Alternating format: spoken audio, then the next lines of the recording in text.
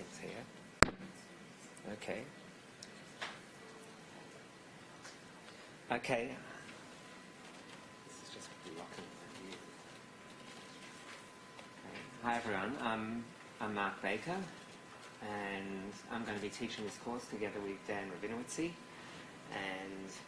I hope you all realise that you're enrolled in a course called Post-Conflict. You would have seen it here on the board. The first thing is that you might have noticed that the actual format of the course has been changed. It's a decision that we made in line with certain changes that are being made to the structure of teaching and the BA, and we thought that this would be a more useful format for teaching this course. It's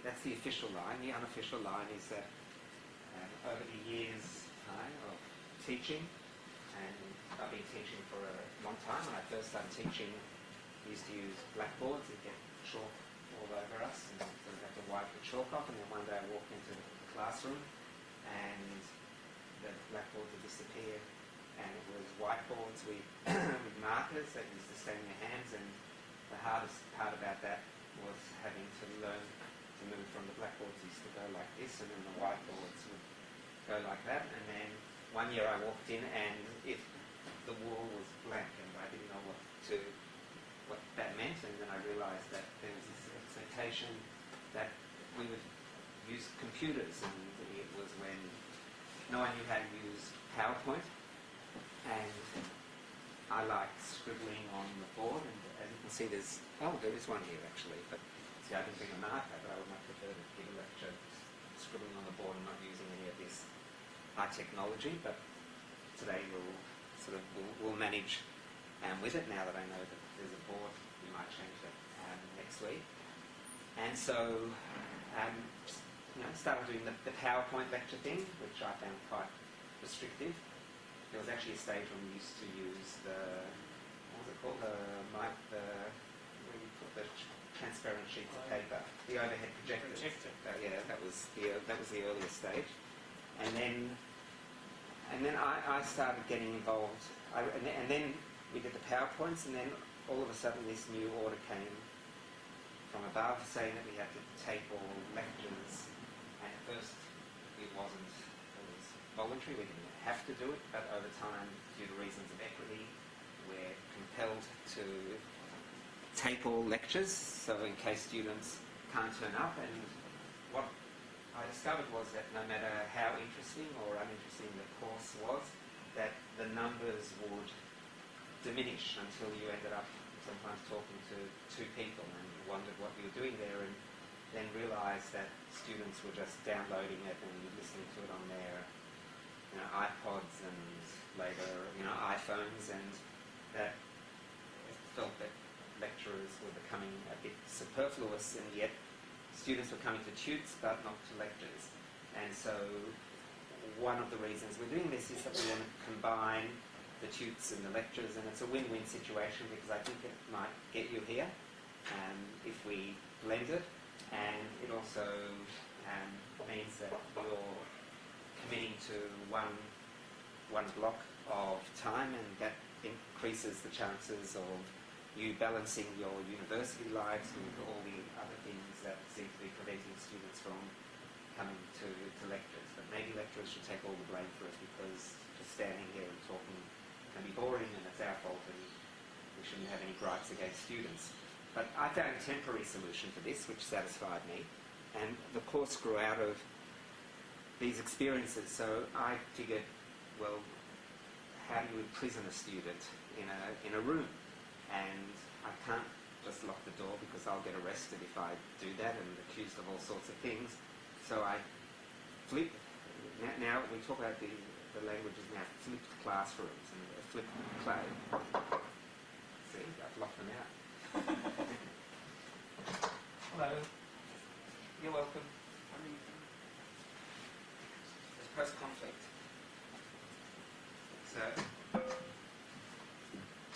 Sorry, that's okay. That's all right. It's fine. So a flipped classroom now is the new way where you're meant to do all sorts of listen to the lecture before and bits of the lecture online and then answer quizzes, and that's what a flipped classroom is. So my idea of flipping the classroom was that I would take students out of the classroom and teach them at different locations. And so over a period of time I've developed 3 overseas courses, and increasingly Monash is offering a whole range of overseas study opportunities, and I don't want to advertise the virtues of studying at a university like Monash or any university these days, but I hope that in the course of your degree, this is a 3rd-year course, that you've taken, or you do take advantage of some of the wonderful overseas opportunities, whether it's exchange or short study intensives, and that you sort of do that as part of your degree or an internship. So I was involved in developing 3 different courses that feed into the course, or made me reflect about those experiences and feed into the course that we're going to be teaching you this semester. So the first course is one that's called Seeking Justice, where about 40 students, and the group has just returned in the last few days, travel to South Africa and Rwanda. So I don't know if any of you have been on any of these courses? No? So, yeah? Yeah, it's That's right. in the footsteps of refugees. Where is that place? Vietnam and Indonesia. Okay. You do that? Yeah, just this trip on this week. Good. Yeah. So the work of South Africa and Rwanda looks at issues of post-conflict, but in 2 very different contexts that we're going to talk about in the duration of this course. The first one is post-apartheid South Africa. I don't know, has anyone here been to South Africa? Yeah. So Monash has a campus, or had a campus in Joburg. Now the relationship between Monash and the campus has changed, but they actually literally physically built a campus there that was next to a township. And one of the interesting things was that the university was doing a lot of volunteer work. The students at the university came from all over Africa, but also from Australia, so they weren't just South African students, were doing volunteer work in the township next door to the campus. And there was this, if anyone's been to South Africa, you have this huge, what juxtaposition of absolute poverty and extreme wealth. And so the Monash campus was a very lush campus in a shanty town right next to it with poverty. And Hillary Clinton, who I don't think won the presidency last time round, but when she was, she made a visit to that town, and it led to all sorts of riots there because it was during a period where there were attacks against Zimbabwean refugees. In South Africa they talk about the phenomenon of xenophobia. Here in Australia we use a different language for how we talk about asylum seekers and refugees. There is xenophobia, and it led to a lot of violence, and I think Hillary Clinton, by her visit, ignited some of that because of this perception that somehow she was distributing wealth to certain parts of the township and not to other parts, and so there were all kinds of fires that were lit there, and this was in the period sort of 10 years, 15, no more than 10, 15 years after Mandela was released from jail, and he ushered in this period of democracy. And it just highlighted the degree to which this question of post-conflict, that here was a conflict that was based upon racial segregation. It was based upon laws that divided 2 populations. It had its own history that included a lot of violence, but it wasn't the kind of violence that one classifies as war, but there was a conflict. And so one of the first things that Hello. You're very welcome. So one of the first things that I want to say is that when we talk about post-conflict and we use the word conflict can mean many different things, and I'll come to that, but it's a spectrum of clashes, from absolute war, the most extreme form, one might say would be genocide, total war, to a conflict within a society, whether it's a civil war or one, as in the case of South Africa, of apartheid and all the violence that led to. And yet 15 years later, in fact, to this very day, one still feels the echoes of that conflict.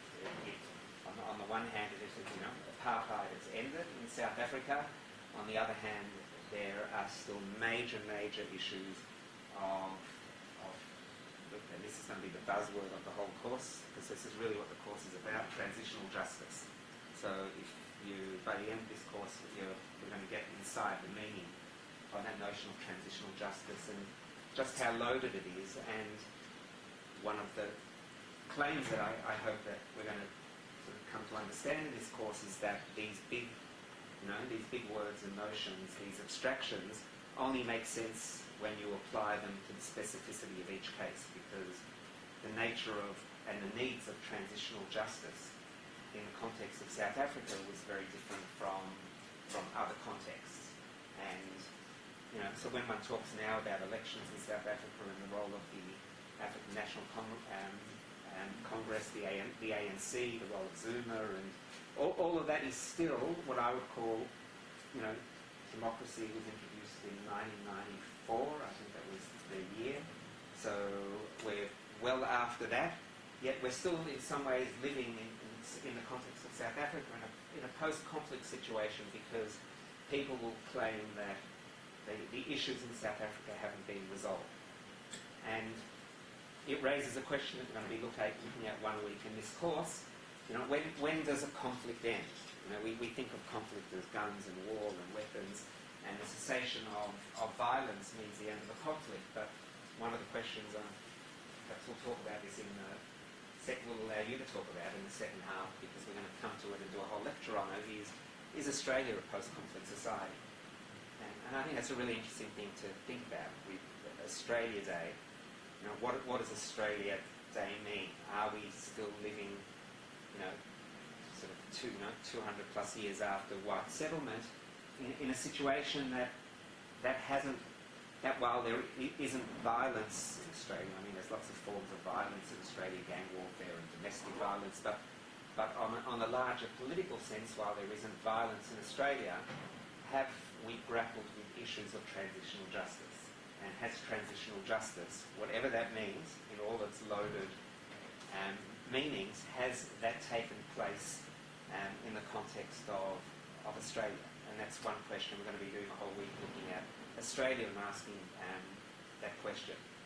So, it's one thing going overseas and looking at all these other societies, but in our own backyard, in our own country, in Australia, I think there are a lot of questions that need to be asked. And just to ask, does Australia belong in a course of post-conflict? We're all sitting here and we're all comfortable, and one might say, well, there's no such thing as post-conflict in Australia. There are just a few injustices, things that need to be grappled with. But perhaps looking at it from this larger frame of transitional justice might help us understand the society in which we live, and we don't have to move anywhere to think about these issues. We don't have to go to other parts of the world which we think of as trouble. So after a week in South Africa, we go to Rwanda. So I've probably gone to Rwanda now about 6 times, and we're going to be spending a week looking at Rwanda. It's one of the areas that I sort of have some inside understanding of, and Rwanda poses huge questions about post-conflict to this day. The genocide in Rwanda, and I'm using the word genocide, I'm going to analyse that. Have any of you done the course on genocide? Noah? Yeah, so one of you. Okay, so a few of you have done it.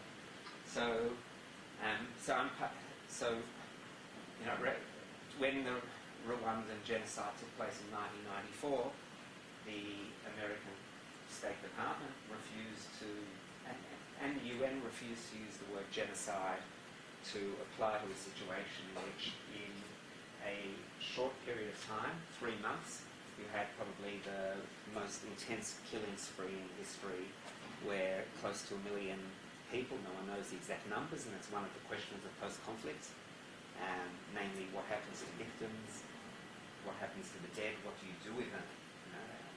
You often don't think about that, but what do you do with bodies is a major question in a post-conflict society.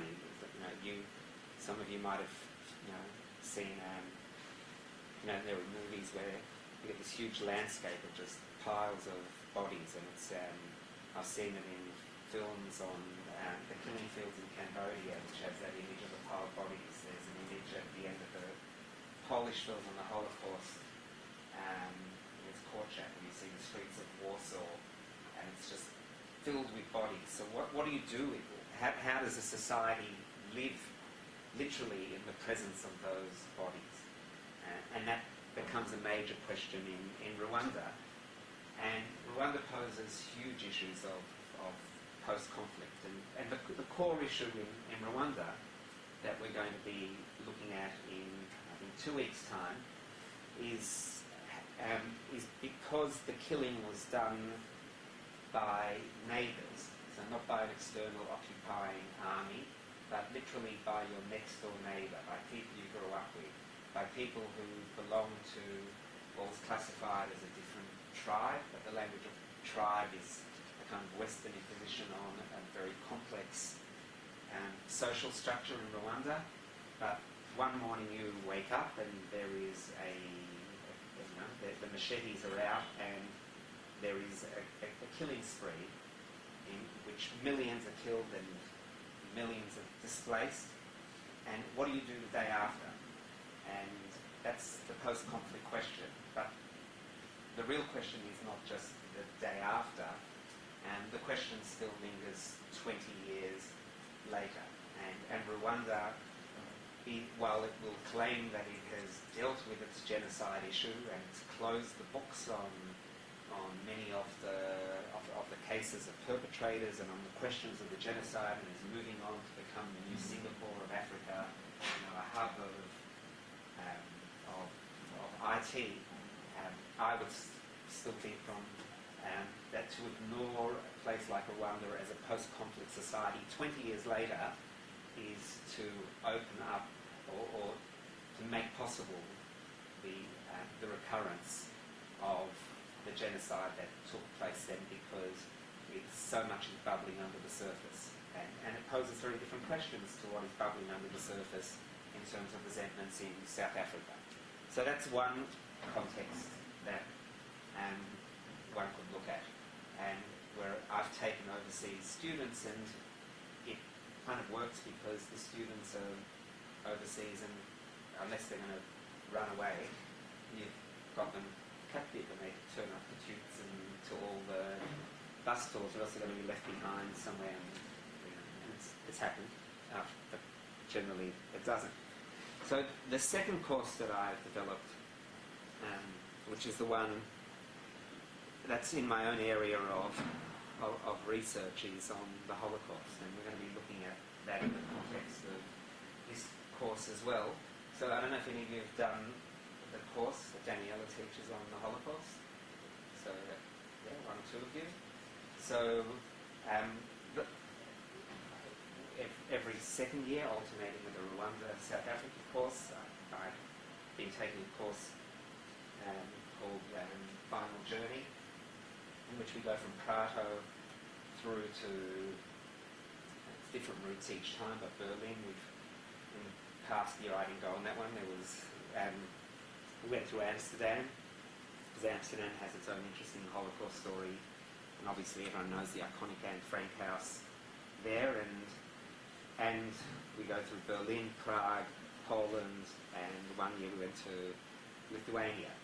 And what one realizes just by studying and looking at the memorial sites is the different ways each society has dealt with their own post-conflict situation, with questions of guilt, of complicity, of collaboration, of victimhood, of moving on.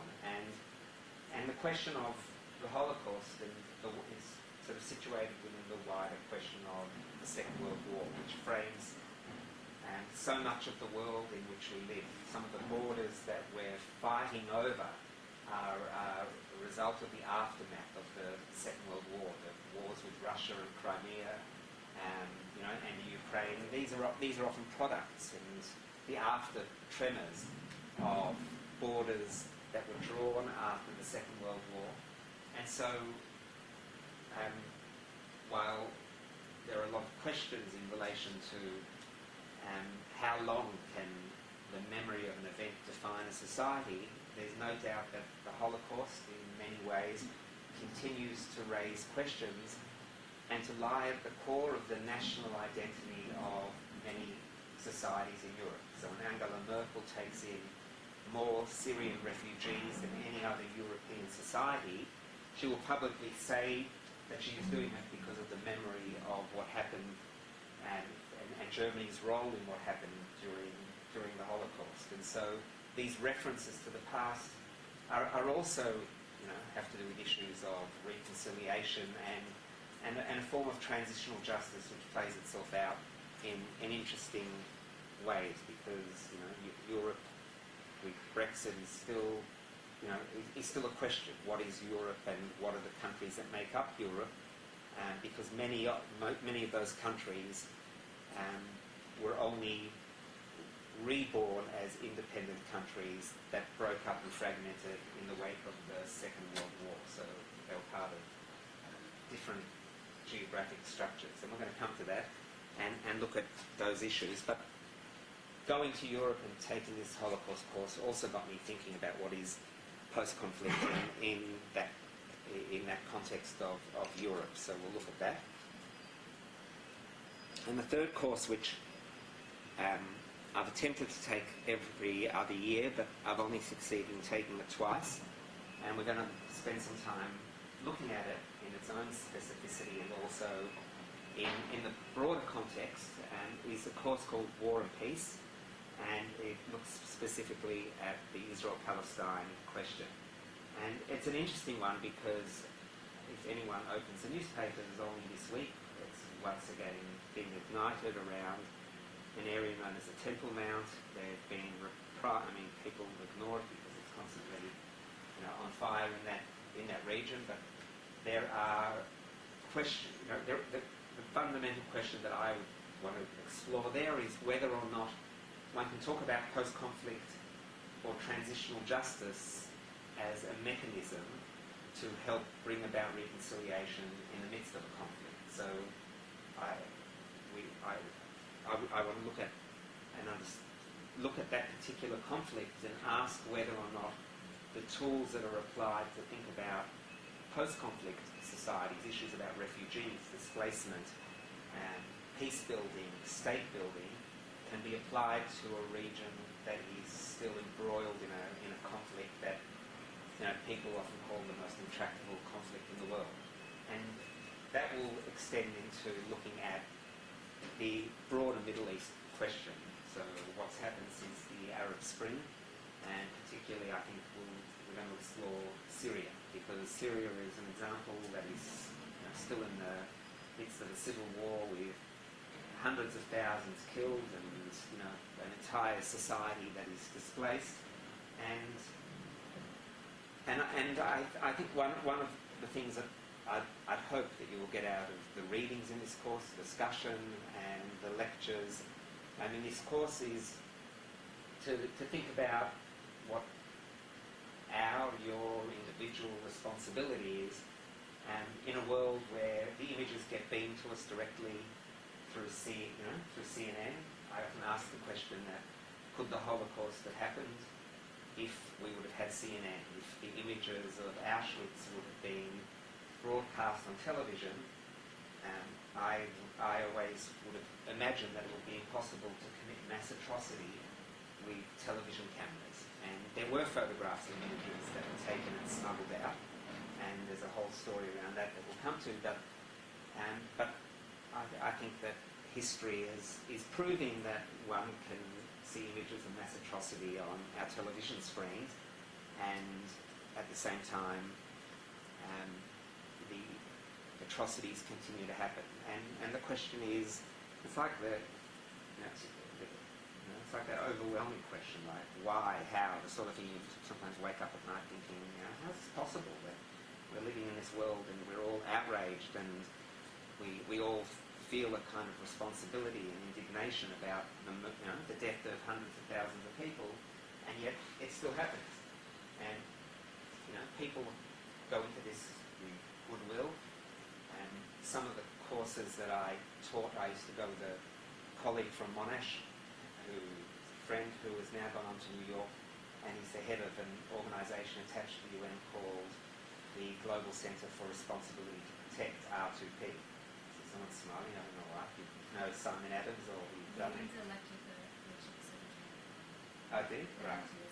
Right, so he runs, he's brief, and he's a friend, so I can't say anything bad about him. His brief is, and I'm being taped, I'm not saying anything bad, Simon, but his brief is it's a new language of genocide prevention, which moves away from the legal strictures of what genocide is that we'll go over in this course, and frames it in terms of R2P, responsibility to protect, which gives you the right to intervene in another nation's sovereignty when their population is at risk. And so with all the goodwill, I'm always sending annoying Facebook messages to Simon and saying, well, and I try to get the explanations out of him, but the question is why? And I'm not expecting this class to solve the problem and understand why, but to reflect on it, and to reflect on what it would mean to work for an NGO, or so just in case, NGO, I'm sure you all know what it is, a non-government organisation, or what's otherwise known as civil society, so that part of society outside government that tries to bring about social change. That is so much an important element of going into post-conflict societies. And Rwanda has the highest proportion of NGOs, I think, of any society, people trying to build new infrastructure. And that whole question of state building, and Syria poses the question of what is going to happen when the chemical warfare and the guns are laid down, and somehow that society has to be rebuilt, and how, and we'll explore that as well. So what I want to do is turn... So the reason, by the way, I've only done it twice is because every time it's on the books. So this isn't to tell you not to enroll if you read that it's on the books, this course called War and Peace. But for some reason, I don't think anyone over, sort of Israel or Palestine knows that an Australian group is coming. But every time we advertise the course, the pendulum swings more towards war than to peace, and DFAT tells us we can't go because it's too risky, and so we keep on having to cancel it. But I'm determined to sort of go there again. So it was out of those three different courses that I sort of began to think about this whole question of post-conflict in different contexts, and to think about it in terms of not generalising, but looking at the specificity of different situations. And so over the next few weeks we're going to be looking at different conflicts, but applying some of the theory and questions that we explore. So I once tried, I didn't do it this year, but I tried a new technology, which I'm terrible at. It's going to be a mess, but I'm going to use it and it will make you dizzy. But there was this, about a year or two ago, they came out with this thing that was going to overtake PowerPoint, and I figured I'll play with it, and it's called Prezi. And have many of you used Prezi? I'm lost. It's lost me, but I've got it, and so you might get dizzy, but we'll see what it does. So when I talked about, in fact, I just want to go back 1 second. So I want you to just look at that image, and I'm going to come and at the very end show you and tell you about the fact that is a person that is hidden behind the title of this course, and I'm going to come and tell you about that person.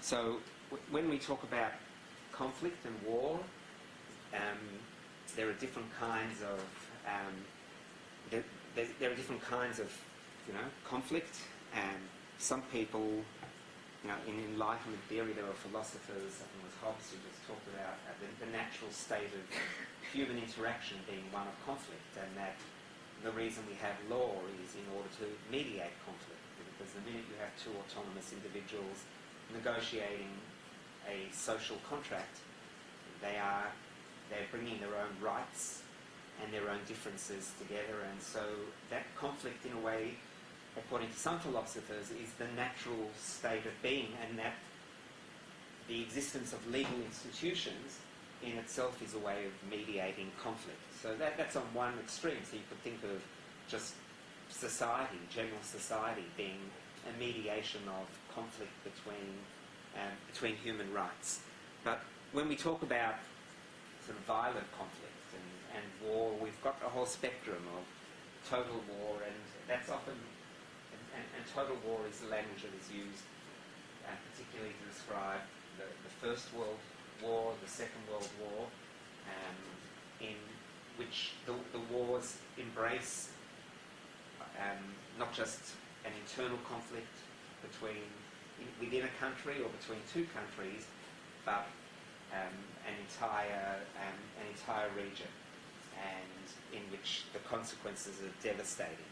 And a lot of the legislation that we're going to be looking at that mediates war and the conduct of war and the conventions around the rights of civilians during war, so that whole category of international humanitarian law, are a product that grew out of the First World War and out of the experience of the Second World War as well. But, that isn't to say that there aren't precedents in the 19th century for different for regulating war, but it was very much out of those total war experiences that you have the conventions that to this day govern the conduct of war and the system of the different courts and legal systems that bring about punishment. And we're going to be looking at the history and development of those leading up to the ICC, the International Criminal Court. So there's civil war that we've talked about. So often a civil war can be misleading. A civil war can easily be, we could add a whole lot of things to this list. Proxy wars, where you have other countries that are manipulating. And so in Syria, while there is a civil war that is taking place, there's also a lot of proxy wars that are taking place with Russian involvement, American interests there, and different manipulations of forces. Iran is involved in that region. So, a civil war is never just a civil war, but often involves proxies that complicate it. The term asymmetrical warfare is one that is also relevant for thinking about conflict and violence, and is often associated with wars of terror. So asymmetrical warfare, how would you describe it? What is it? Anyone? Imbalance, one-sided. So imbalanced in what way? Well, asymmetry suggests that there's a strong bias towards one side. Right. So is it a question of imbalance of the justice of one side, or what is an imbalance of? I was thinking that it's based on whether they're actually know. Okay. Yeah. Resources. So resource Capability. So it might be like in the Middle East, you've got the traditional army that has traditional military capability going up against an insurgent group that turns to unconventional means in order to gain upper ground. Right. And it also goes back to like Vietnam, when it was like traditional army forces going into like the jungle, and like the insurgent groups had to use non-traditional means in order to try and rebalance the fight, I guess. Yeah. So we're going to be doing a week on Vietnam, and looking in particular, I think, at an art. That week where an artist is going to come in and talk about art as a way of kind of building reconciliation, by using that as a way of getting into Vietnam. But asymmetry means that you have that the balance of forces, one of them has the weaponry, the aeroplanes, the tanks to fight the war, in the other side, and that doesn't have those conventional battlefield weapons, and so resorts to other means that will empower it. And terrorism is a product of that, because terrorism has now, well, there's a history of terrorism that goes back to, goes back to centuries. In the first century in Jerusalem, you had a group that were known as the Sicari, S-I-C-A-R-I-I.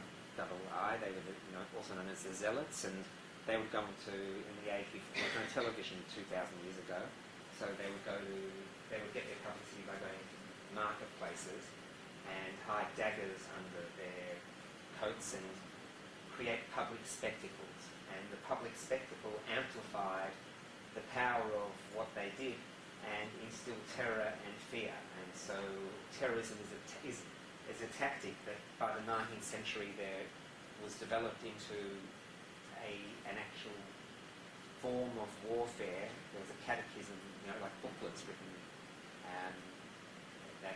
that described the strategy of terrorism that is only in the 20th and 21st century in particular, as different kinds of weapons have been made available, although all it takes is a knife, as in the first century, to create terror, as we've seen. And so terrorism is a classic form of fighting asymmetrical warfare or guerrilla warfare, where a local population knows their own environment better than an occupying or invading force that has all the power at its disposal. So that's an important form of warfare that leads to sort of counter-terrorism measures, which in itself generates conflict. And then the other one that we're going to be looking at is genocide. And genocide is a word that was only invented, so it's known, well, I talked about in neologism, new logos word, so it's a new word that was only coined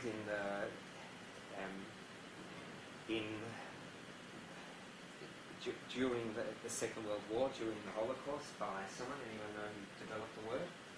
So to describe a phenomenon that had already taken place. It was like this person was searching for a word that was kind of screaming at him to describe something that was taking place and that was being witnessed in history. And so does anyone know who came up with the word? Genocide? Yeah, so Raphael Lemkin, Lemkin. And so he came up with that word in 1943. It was first used, and he was using it to describe what took place during the First World War. So even though he was writing it in 1943, which was actually when the death camps of the Holocaust were at its peak and where they pretty much completed their work of destroying European Jews, he was describing in that period a situation that he had explored and understood during the First World War, which related to Armenia. We'll have an opportunity to talk about Armenia, but talking about the Armenian genocide, there are many historians who will say that the word genocide is the wrong word. This very day, Turkey will deny that a genocide was committed by them against Armenia in the First World War. They will say that the conflict was a product of counter-terror measures that the Armenians were posing a military threat to them, and so they had to fight back, and there were deaths, because there were deaths in all wars, but it wasn't, it didn't constitute genocide. And so Lemkin comes along and he says that we need a word to describe a form of war that will kill, so the word side, suicide, fratricide, matricide. Matricide is not killing the mattress, your mother. Fratricide, brother. All of it. Side always, homicide refers to murder, and genocide is genus, a species. And so he came up with that word to describe a form of total war that sought to eliminate an entire category of people. And because he was a Polish Jew, and he was trained as a lawyer, he wanted the world to adopt this and framed it in framed it in a legal way, because for Lemkin, the word genocide would be used not just to describe something, but as a preventative measure to stop something from happening that he was witnessing in history, which is why during the Rwandan genocide there was reluctance to use that word, because if the word would be used, it would trigger off apparently all sorts of legal obligations on the part of the international community and the UN to step in and intervene. And because of the atmosphere at the time, after being embroiled in battle, so there's an equivalence to today where the world is weary to get involved in the Middle East, post-Iraq. So too in that period, Somalia, the international forces were reluctant to get involved in what they regarded as civil wars, and so they literally pulled out of Rwanda and created a void in which the genocide took place. And so by not calling it genocide, by calling it acts of killing or acts of genocide, they avoided the legal responsibilities. So it was only in 1948 that the Genocide Convention was adopted by the UN, and it had some very specific obligations and definitions around it. And so I think it's important just to pause and just briefly say what they are, because I know some of you, so you did the course on genocide. What's your name? James. Can I pick on you? So, okay, so the genocide is directed at, when it talks about the elimination of groups of people, there are 4 groups that it defines. So you're not being marked for this. So I'm sure you've been marked very highly in the genocide course, but what are the 4 groups that it defines? So if you're killed on the basis of race, religion, race, religion, 2 more. Ethnicity,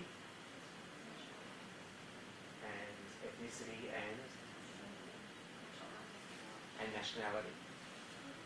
Race, religion, ethnicity. So I'm going to check what it is. No, so what is missing? So the categories that are missing are politics. So the Cambodian, we're going to look at Cambodia, but the Cambodian genocide under Pol Pot in the 1970s, that whole entire classes of people were murdered because of their social class, and so because of their politics, and so that the Genocide Convention didn't cover them, and the reason was because when it was framed, in order to get a consensus, they needed the Russians to support it, and the Russians were frightened that they would be accused of having killed a political class of farmers known as the kulaks, and as a result, that category was avoided, and is one of the difficulties because so much of warfare is about killing off an entire class of opponents. In Indonesia, if any of you have seen I've only seen the first one, the film called Acts of Killing by Joshua Oppenheimer. It's like this long, about 6-hour film, but you'll see in the 1960s what happened in Indonesia. It was very much based on killing off a political class, and so people will often talk about the word politicide, but politicide isn't included in that category. Another word that is missing another category that's missing is gender. So some people talk about gendercide, but the role of women in conflict, and in the Bosnian War that we're going to we'll refer to, there were camps that were set up, and men and women were separated, and there was a systematic campaign to rape women, in order to propagate a particular, the Serbian ethnic superiority by raping women, and there are echoes of that as well in the Rwandan genocide. So all of these categories are missing, the other questions and problems associated with the Genocide Convention are that in order for it to be classified as genocide, there has to be intentionality.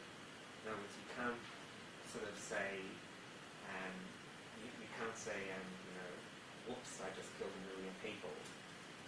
That wouldn't be genocide. There has to be proof that would stand up in a court that there is a willful, intentional endeavour to eliminate an entire people. And so part of the problem with that is that if it's being used as a preventative measure, then you can really, how do you prove intentionality before or during the act? It's like, often it's in the context of war and it's hard to capture the person who is giving the orders.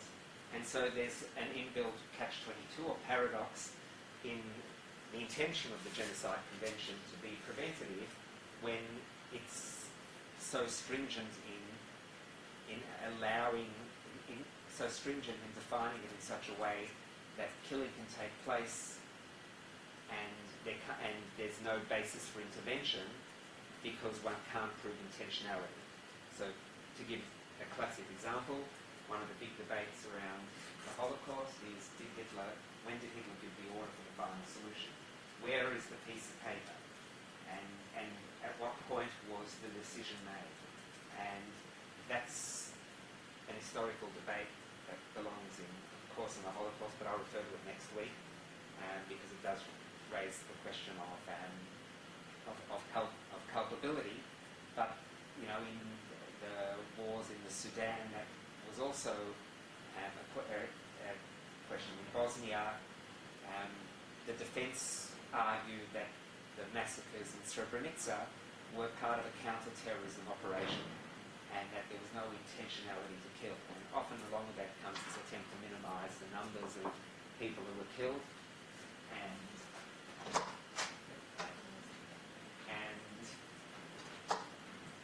I haven't locked the door, but we've just somehow locked it. It's all right, I don't know.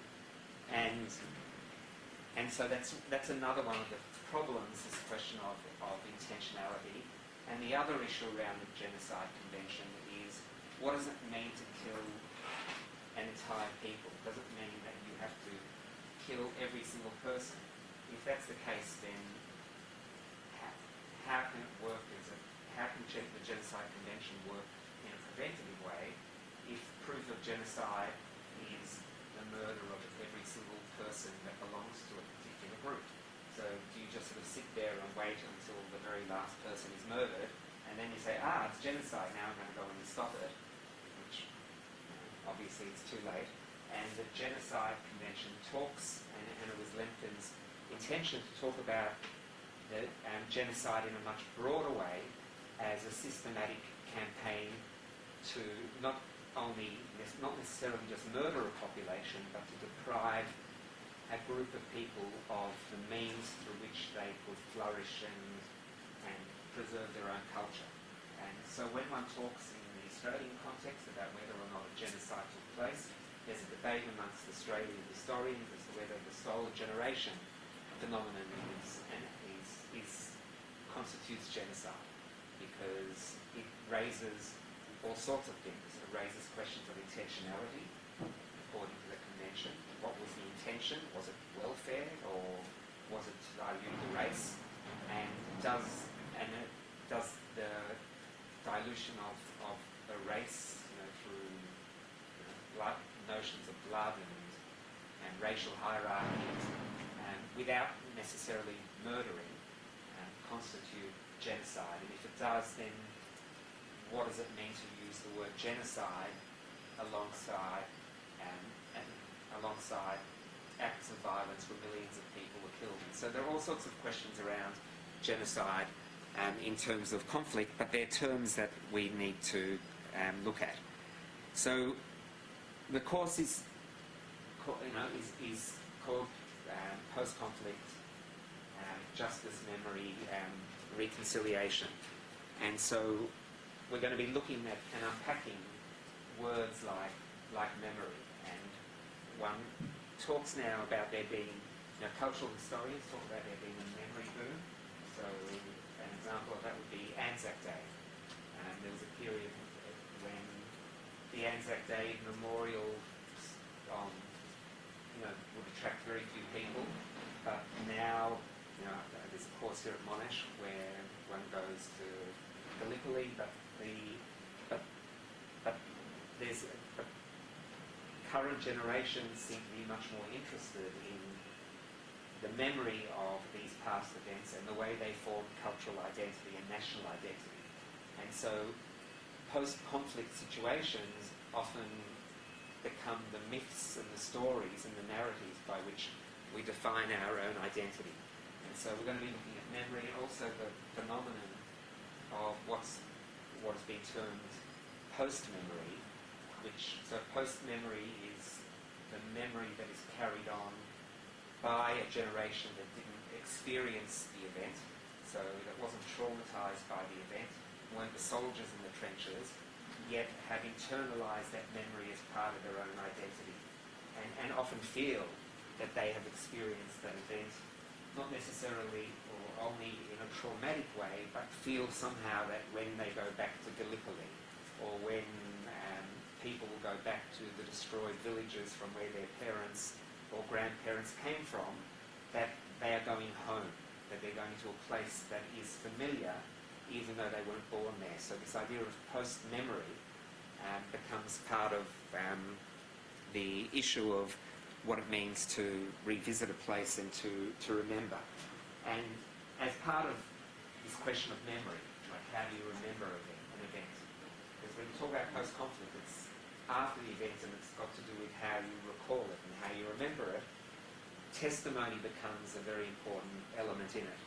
And so the issues and theories around testimony probably, it developed, testifying to an event is something that goes back, it's the beginnings of history, where people will bearing witness to what happens, that notion of witnessing and giving testimony and speaking. What is the compulsion to speak and to bear testimony to an event? In the wake of the First World War, there's a great book written by an historian called Paul Fussell, which is called The Great War of Modern Memory, and he talks about how the Great War reshaped modern memory, and particularly through literature. And the Holocaust in particular has led to a whole genre of testimony, and so I'll talk about this next week, but while there was testimony that was given immediately when the death camps and the concentration camps were liberated at the end of the Second World War, and testimonies were taken by American soldiers that went in and Russian soldiers that went in. I've written a book that has just been 20 years ago, that's just been reissued in the last week, called The 50th Gate, about my parents' own experiences, and that, and I describe that moment when my father was liberated after Auschwitz from the camp in Buchenwald, when he had to fill in a questionnaire about his experiences, and that was a form of testimony, but it was testimony that was intended to be used in order to put on trial the perpetrators of the event. And next week we're going to be looking at the beginnings of the criminal court system that starts with Nuremberg at the end of the Second World War. But there was this whole period of what many will describe as a silence in the wake of the Holocaust, where survivors, it's been, in some ways, it's in part it's a myth that they were silent, but there was that phenomenon of silence, and it was only in the 1990s that you had a memory, you had testimony being given by Holocaust survivors, particularly in the wake of the film Schindler's List by Steven Spielberg, and he used the proceeds of that film that did very well in order to set up what was known as the Spielberg Shoah, which is another word for Holocaust, archive, which is now at the University of Southern California. We hold the rights to it in the Southern Hemisphere at Monash University. It was 55,000 testimonies that are recorded. So before YouTube, was invented. They videoed 55,000 Holocaust survivors, about 5,500 from Australia, and they're visual histories, so they're not just their testimonies that were given, and they played a very important role in creating a culture of testimony. And so when you go to Rwanda today,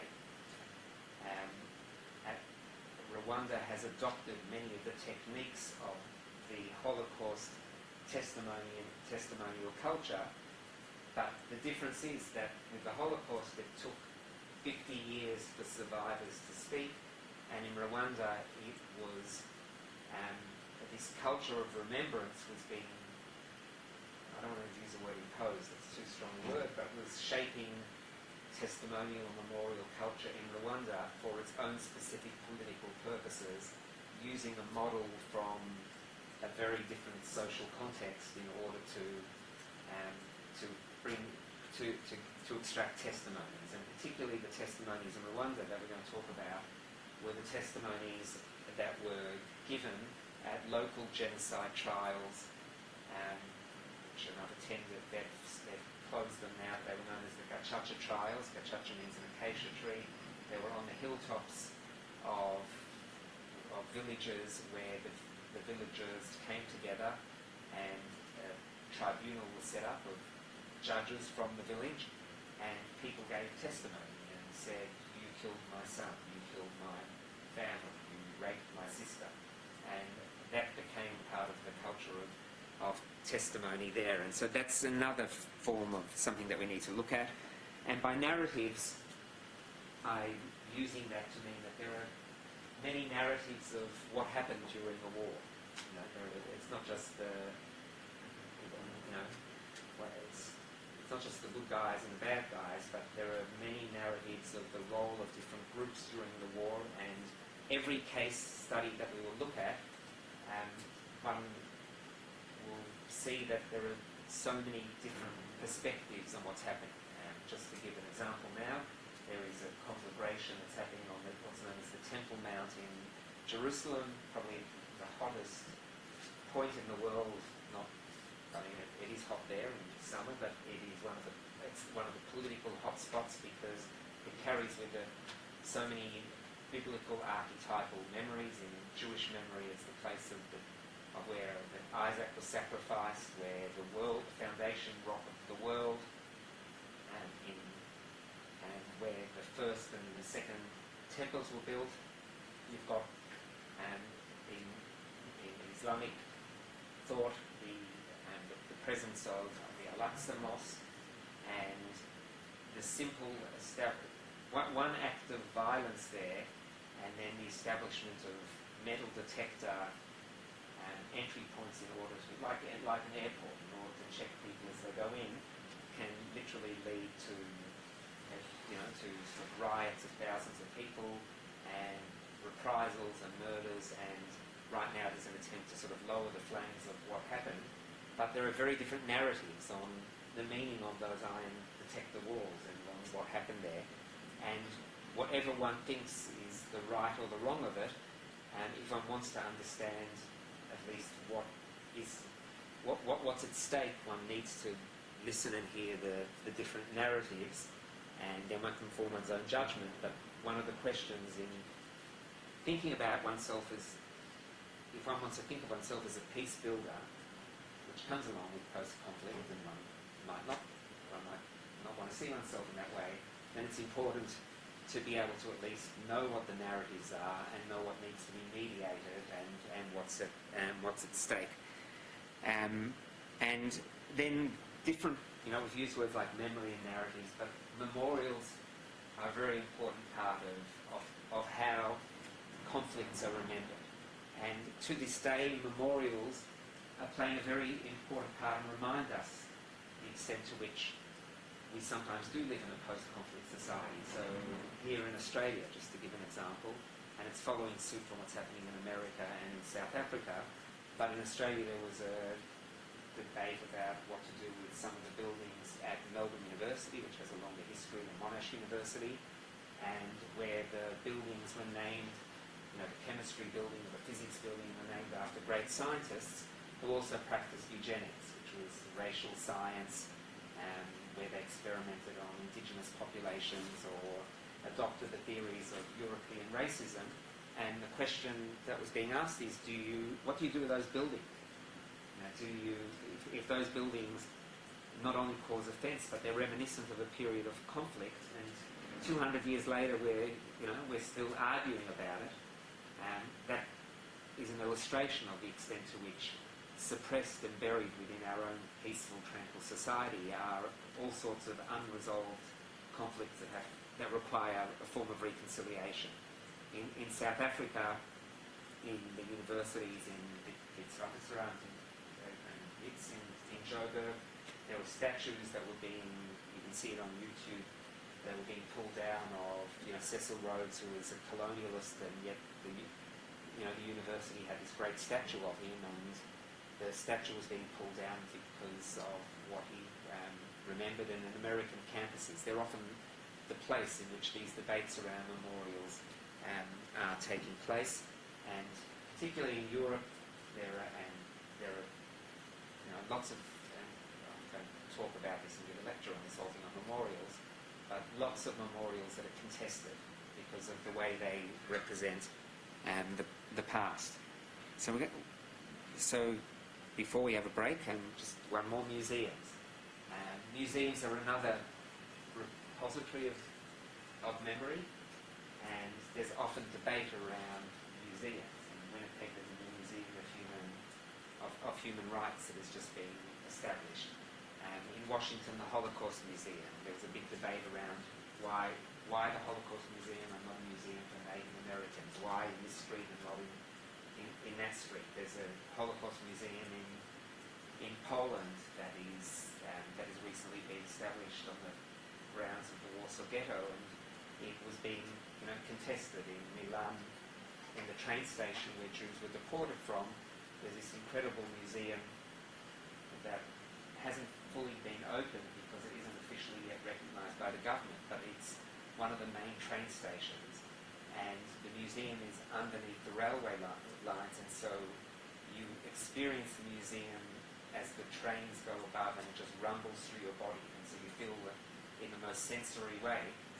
But Italy has its own view on its role with fascism and its role during the period of the Second World War, and so partly it's sort of bureaucratic chaos that prevents it from being opened, and partly it's an ideological narrative around the Second World War. And interesting that train station and that museum was used, one could say, in some ways as a living museum to house Syrian refugees that were coming through Italy in the past year.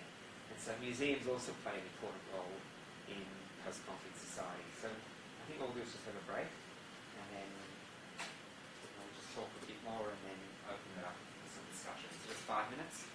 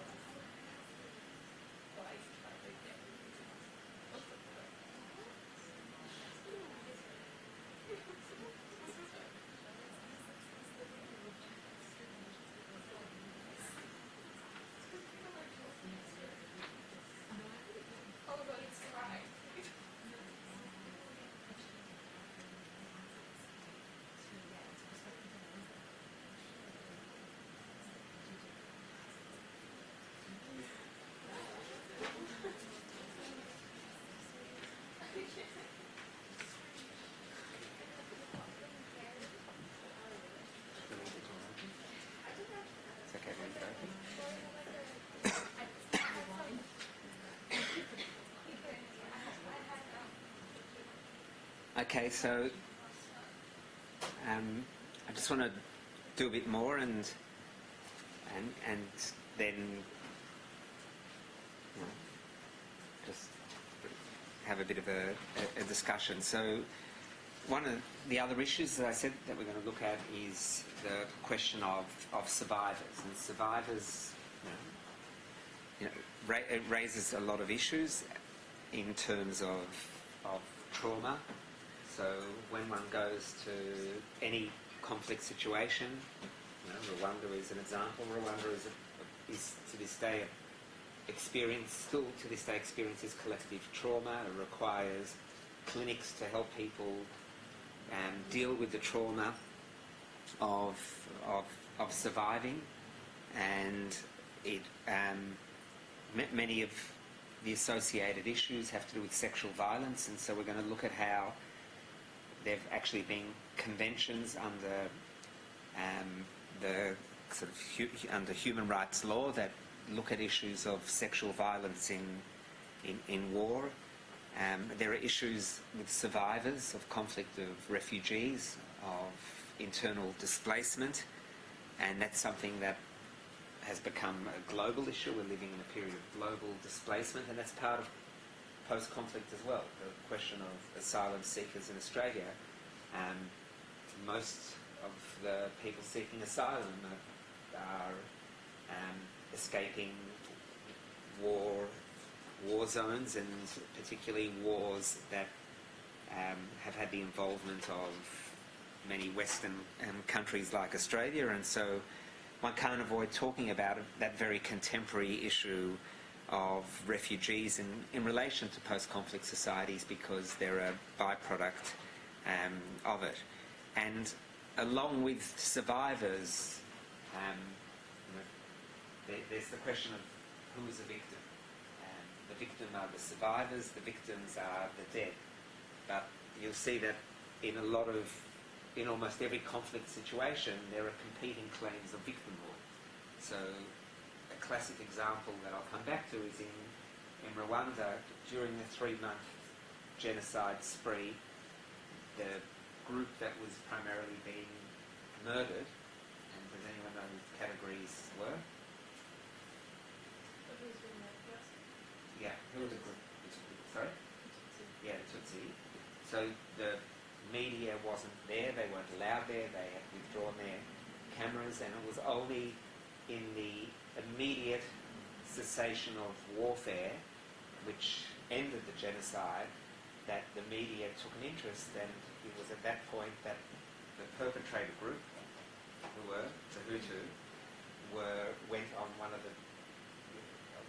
mass exodus to escape the sites of conflict, and there was a trail of refugees and displaced people, many of whom had blood on their hands, who were crossing the border to the Congo and setting up refugee camps under the most appalling conditions, where disease was spreading and it was often ruled by warlords, and so there was violence happening in those camps. But the media immediately turned to the suffering of the group of people who had committed the genocide and looked at them as the victims, and that was a kind of double wound on those who had experienced the machetes being turned against them.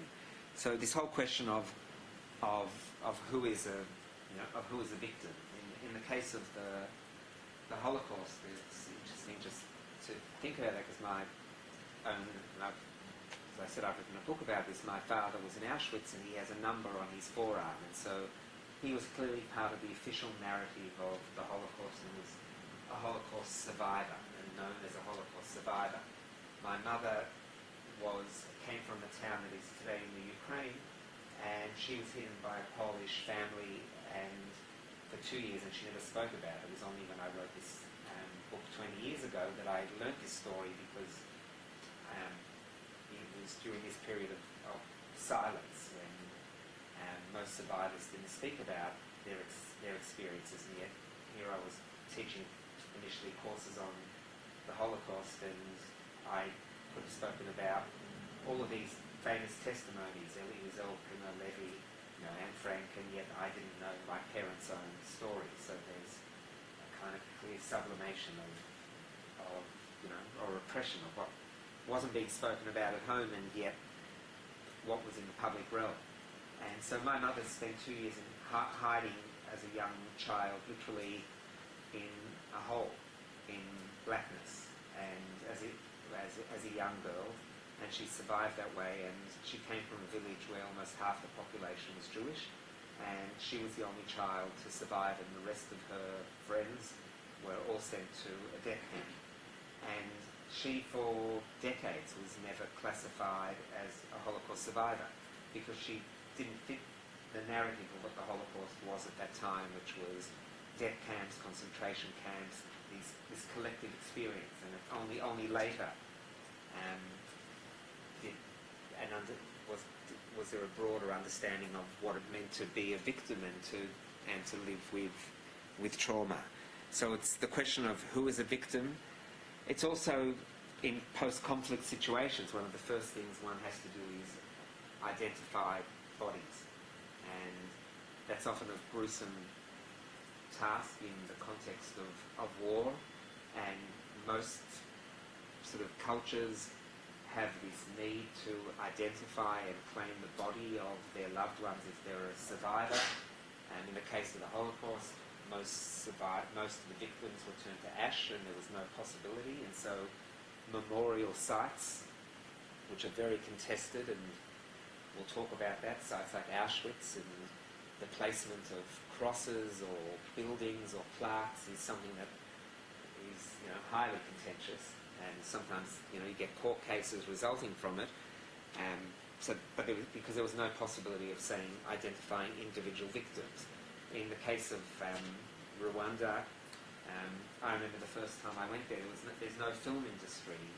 It's developed now, but there was initially no film industry, and yet you had these young survivors who were 18 years old, 19 years old, who were working there was one place where computers were donated, and they were learning how to make films.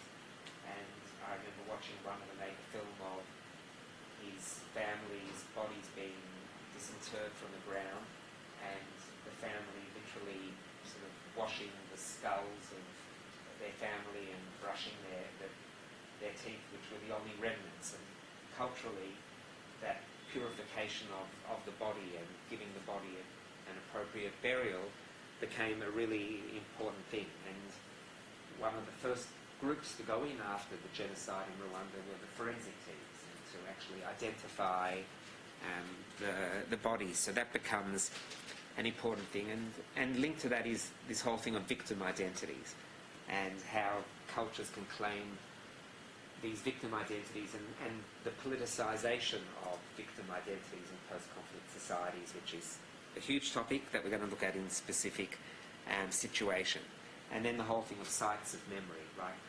The mass burial sites that are created, and also how they're deployed for political purposes. And so it seems a bit crude to talk about something that is so horrific and like bodies that have been murdered as places that can become politicised, but one has to look at the way the memory of genocide can sort of legitimise political regimes and new forms of oppression, and over the sites where bodies are buried. And that's a topic that we're going to look at with victims.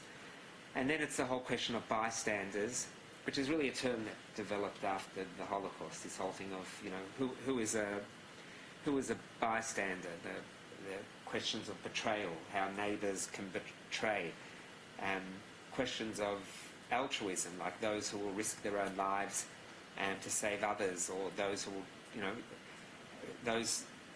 but on a broader scale, not just those who live in the same village, but how the circles of complicity. Are we complicit in not intervening? Who is responsible for intervening? Is it institutions? Is it the UN? Is it America as the police? The police, Donald Trump as policing the world. Who is actually responsible? And there's a whole history to this as well, because now this sovereignty was considered sacrosanct, that you could never invade. Invading another country's borders was an act of war. And yet, at what point does an act of war become an obligation for intervention to prevent mass murder?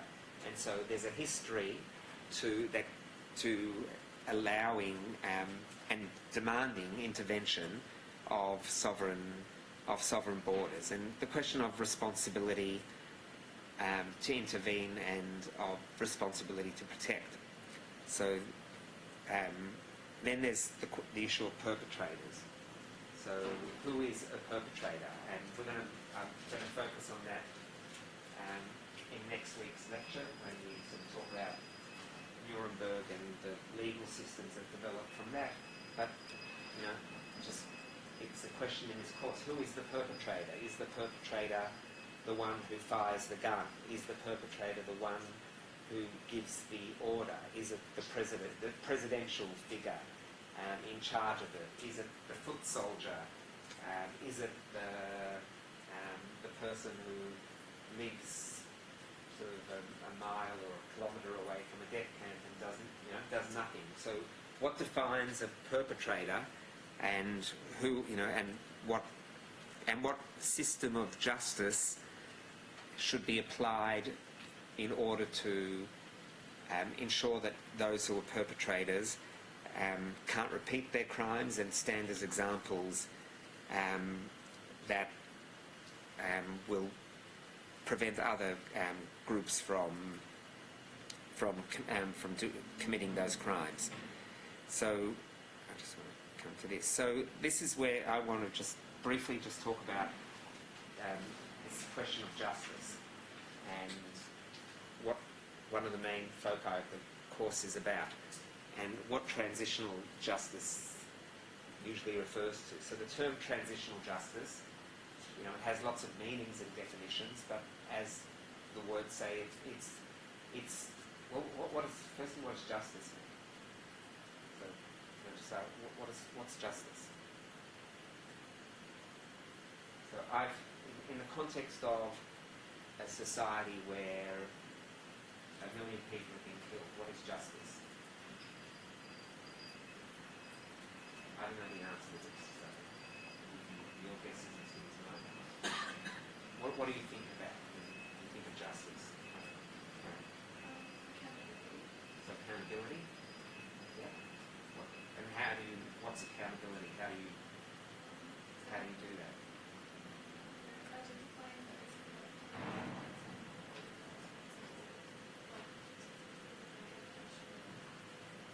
Punishing them. Okay, so it's focus. What you're referring to then is justice focused on holding perpetrators accountable and punishing them in courts of law and putting them in jail, and that raises also, that's one. Anything else that will come to mind?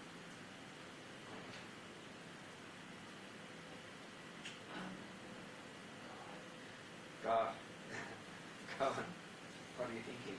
I'm thinking it's kind of personal because I went through a sexual assault case, and police called me yesterday to tell me that there's not enough evidence to get the perpetrator charged recently. And there's nothing else that I can do about it because it's like a really short case. So there's nothing I can do about it. So I don't want to ask you that. Why do you say God?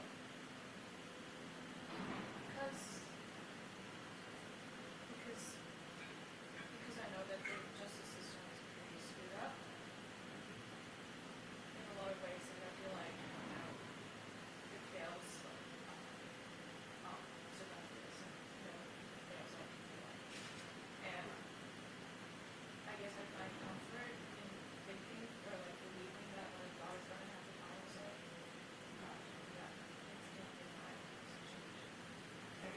So, I'm sorry to give a story, but what you're raising a lot of issues, but just when you say God, this isn't a course on religion, it just happens to be one of my pet interests, that not God, but and that in the wake wake of the Holocaust, there was a reassessment of theology on the parts of Jews and Christians that posed the old question about how evil can occur.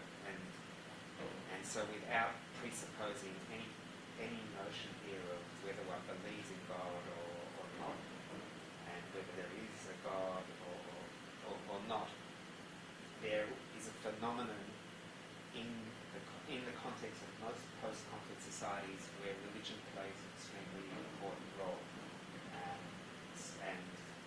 And the issue, one of the issues, so you talk, one of the issues when it comes to transitional justice, because I'm going to describe it, it's more than just putting perpetrators in jail, is how do you create reconciliation?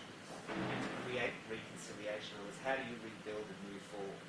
Is it enough to just put the perpetrator in jail, or does it require more? And so it raises the issue of forgiveness. And forgiveness is it's a philosophical term, but it's also a deeply religious term. And so one often finds societies drawing on religious language in order to justify forgiveness. So if you look at a classic example of something we're going to look at in our lecture of the TRC, the Truth and Reconciliation Commission, which is very different from putting people in jail. So my point is that there is only one way where justice in post-conflict societies is created. The head of the TRC was Desmond Tutu, a deeply religious man who drew on Christian theology to talk about forgiveness. And in the wake of the Holocaust, a whole notion of post-Holocaust theology developed that had an impact on Christian theologians also rethinking some of their notions. And so perhaps we'll come back to that, because I think it's an interesting question about the role religion plays. Is religion a force for good or bad in the world? Is something that I think a lot of us might be asking, and I think it's just interesting to explore how religious ideas get reassessed and whether one holds any religious views or not. And when I talk about these issues, I say it here as completely neutral, and whatever my own views are totally irrelevant, but I'm interested in those issues in the context of justice and how people think about it. So it's an interesting thing that you've raised.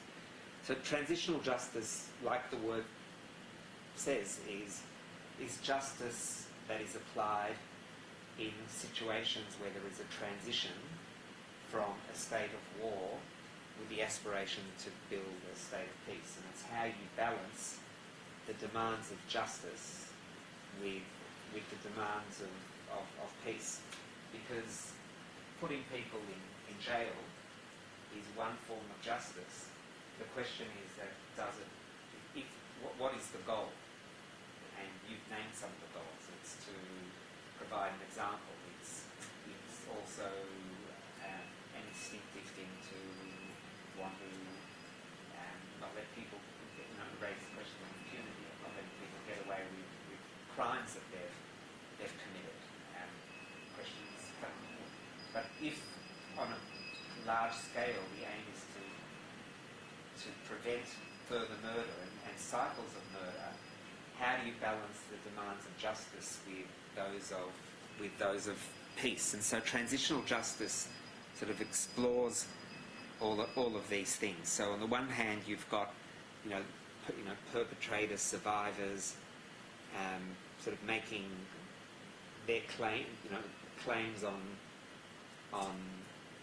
justice, putting people in jail and so on. On the other hand, you've got sort of this demand for peace. So one often talks about, and I'm going to sort of end by just giving you these three things, three different forms of justice.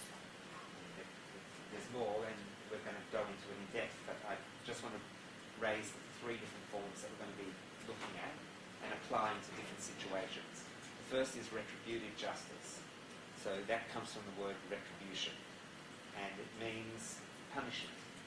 so it's the form of justice which is the most instinctive one that we would think about in terms of justice, and that is, it's all the TV shows, and you sort of capture the bad person and you put them in jail. And the way retribution works is through courts, and so we're going to be looking at the history of these courts from Nuremberg through to a court that operates on a very different principle, that isn't a court that belongs to one sovereign nation, but is in The Hague and is governed by a set of laws that were that are the outgrowth of a whole history that was preceded by. Does anyone know what the ICTY is and the ICTR? ICTR is the International Criminal Tribunal for Rwanda. And sorry? Yep. So they're all linked, and they all had their own systems of rules, but we'll see that in Rwanda the ICTR was deemed almost irrelevant, and local tribunals were set up for perpetrators. So you've got different kinds of courts, from the global courts of recent times that will say that wherever you are, that the global community, the international community, is looking after you, but it carries the problems of politicisation, because who is first in line to be tried, and how do you determine who should be tried and which country is guilty of crimes? Then you've got whole systems of law that deal with it, and we'll go into it more, but definitions under UN conventions of crimes against humanity, genocide, which I talked about, and war crimes. And you also have the whole thing, the focus in retributive justice is on perpetrators. It's about bringing the perpetrators to trial and punishing them. And so there are different ways that's done, but it's about impunity, individual criminal responsibility in the context of mass crimes. And so it raises that question again as to who is held accountable. So that's one form of justice. Another one that we talk about is restitutional justice. And it usually is linked to the idea of reparations. So this is a photo that I actually took of a young Tutsi survivor standing next to bodies. And the question with reparations, so what does reparations mean? How do you restitutional justice means that you restitute, you give back something as compensation for what was done. So the focus is not on the perpetrator, although the perpetrator is responsible for restoring, for restitution or for reparations, but is it the individual perpetrator or the government, and how long does it last for, the obligation of restitution? But the focus becomes on the victims, of giving back something to the victims for the crimes that they have suffered. And the victims, the survivors who've lost family or who are rebuilding their lives in the context of conflict. And so when you look at that boy and you say, well, what monetary compensation equals what you see in that image of him surrounded by bodies laid out on racks? Is it $1,000? Is it $100,000? Every criminal system has its lawyer. What sort of sentence do you give somebody that is commensurate with the crime? We're always asking that in our own system. How much money do you give a person to rebuild their lives? And so in many situations, that question of restitution is part of the transitional justice equation. That it isn't just about retribution, but it also becomes about reparations and restitution. One of the classic and complicated examples of it, just flagging it, is South Africa. A young generation of South Africans who feel that Nelson Mandela, who was the hero, sold out to their rights for restitution for the sake of a form of reconciliation through the Truth and Reconciliation Commissions. We feel that the whole history of apartheid is one of white privilege, and that they should have got a share in the mines and the wealth that was distributed, and to this day is still concentrated in the hands of the few. And so that they would say that true restitution isn't just you give me money, but a redistribution of wealth in a country like South Africa in order to bring about justice. And until you bring about that form of justice, there can never be peace. So that's one form. After another example that we'll look at is the whole debate around whether, and the whole debate around Germany and reparations after the war, and whether reparations should have been accepted because it excuses or atones. It becomes an excuse for the murder of millions of people. We've done our atonement, we've given money, we've given blood money. And so that's also an important part of the debate on transitional justice. And then finally, the word that is most often used now when it comes to transitional justice is restorative justice. So we're going to examine that in a deeper way, but restorative justice is one that takes into account all of these different factors: restitution, retribution, and puts at the forefront the dignity. It's focused more on the victims and focused on rebuilding a society so that justice can collectively be restored, and that one can rebuild a more stable, peaceful environment that takes into account the range of factors involved in justice. So it isn't just about punishing prisoners, which is what we're going to talk about next week in places like Nuremberg, which is a victor's form of justice, but something that is more holistic and that takes into account the deeper complexities within a society in order to recreate a society. So it looks at everything all at once. And I'm just going to end just by showing you. I'm going to skip that. I just want to show you. I'm going to go through the cases we're looking at. I just want to end and just with this where I started. So this person around which you saw this presentation, his name is Emmanuel, and I met him many times, and he was the guard who held the keys to a school where something like 40,000 to 50,000 people, some will say 70,000 people, were killed in a massacre where they fled in the southern part of Rwanda, and a massacre took place as people were lured into this school. It was a technical high school, and Emmanuel's family is amongst the people who were killed there on that day. According to Rwandan survivors, the French were complicit in protecting the perpetrators of this crime, and he is one of the sole survivors of this massacre, and he has, you can't see it here after this photo, but he's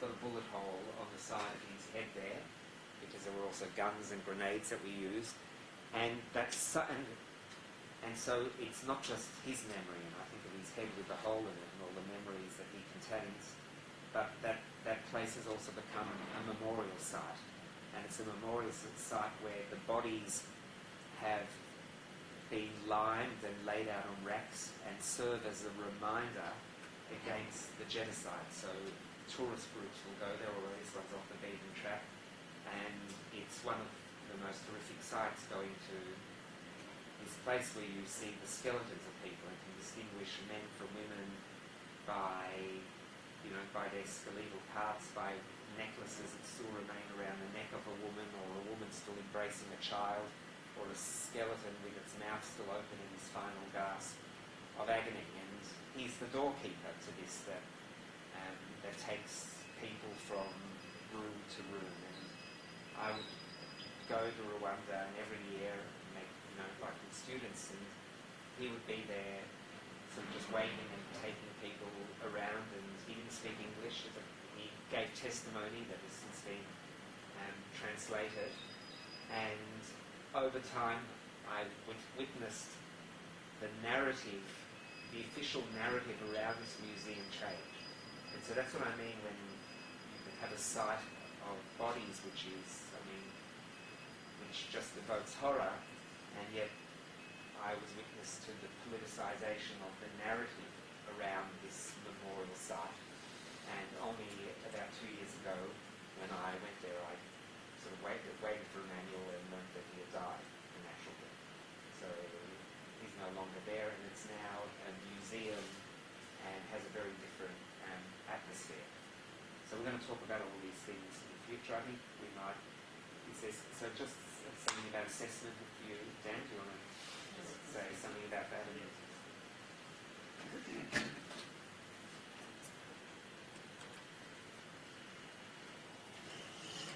Just before assessment, just to mention a couple of topics that we'll cover during the course that Mark sort of alluded to, but one of them is Cambodia, and we will have a child survivor of the Cambodian genocide come in to address us. And he lives here in Melbourne. He came here as an adolescent, but when he was 7 or 8, he was actually deported and managed to escape together with other children. He made a movie, a documentary, Camp 32, which was not commercially released. He's hoping to bring it to us to watch it. It's about 60 minutes, and then to have a discussion. He is reluctant to describe himself as a survivor, as you will see, since we've actually used the term. But he is pretty complex in terms of describing his relationship to the new country, to Australia, to the old country, and to his own family, and what he doesn't want to remember, or his family doesn't want to remember. It's a very complex picture. I had a coffee with him, and what he had to say was, put it this way, both interesting and a bit ambivalent, and you will see for yourselves. He will not lecture, he told me, but he would like to present his documentary and would like actually to discuss it with you. Now, Mark's mentioned the Vietnamese, the visual artist. He's a young chap. He's about 30 odd. He was born here, but his parents were Vietnamese, are Vietnamese refugees. And he's using visual arts, mainly photography, in very much a biographical way to hear him speaking and see his work, to go through his experience as a second generation, if you wish, survivor.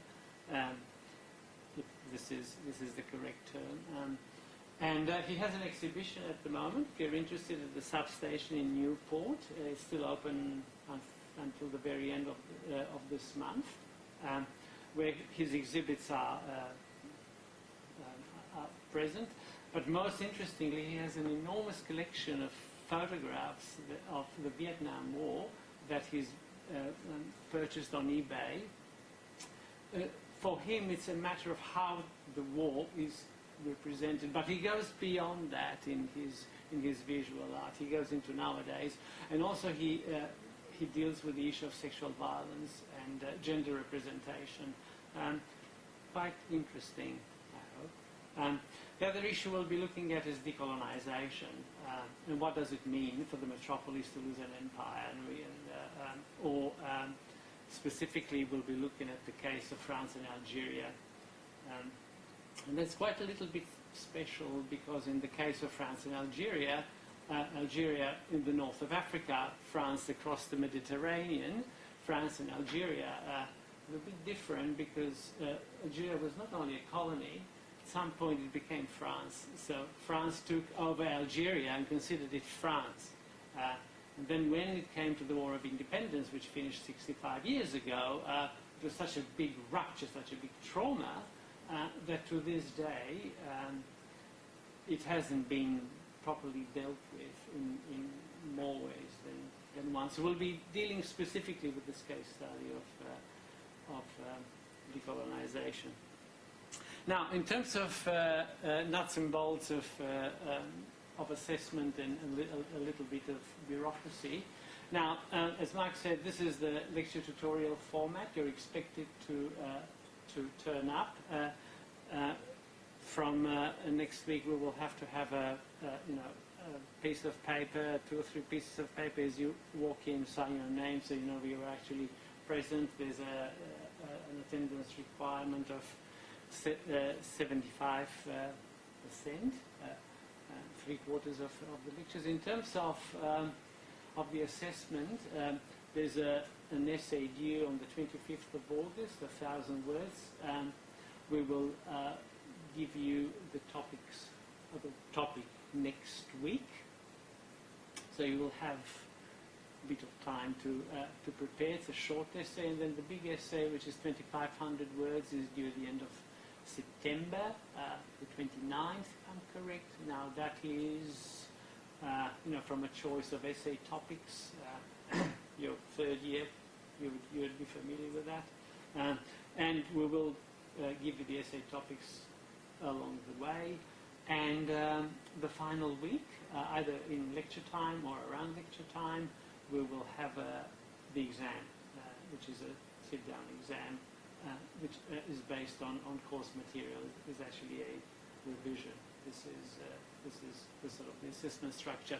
You will have read that we'll actually have some class presentations. Now this is a big group. We cannot have each of you present individually, but we will endeavour to have you involved maybe as a group to take over part of the tutorial component and actually have a presentation. But we'll work around that, and we'll give you some guidance as to how to go about it. Okay. I'm mindful that it's almost the end of the 2 hours. Sorry? Readings. Yeah. The readings are all on Moodle. There is no prescribed text. There is no reader. I'm still to load up 4 weeks, but up to week 6, I think is there already. And so you will find the primary sources and the tutorial readings, the secondary sources, all there. You're expected to go through them and come to class prepared, but they're all there in full text. Okay? Okay, well, we'll see you next week.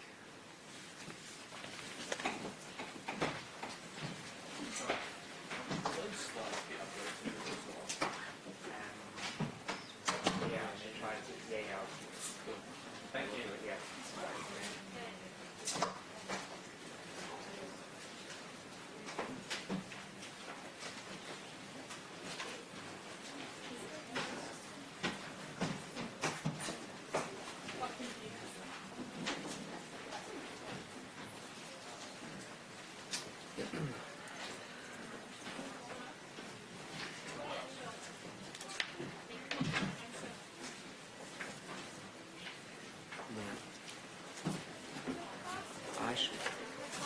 I should.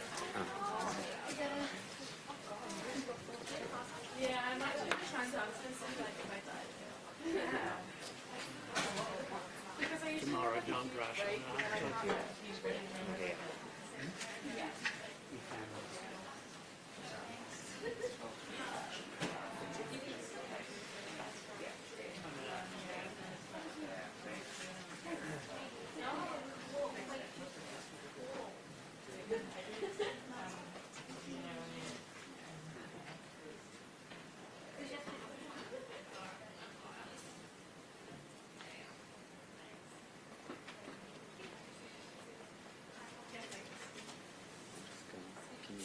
Is this yours? No.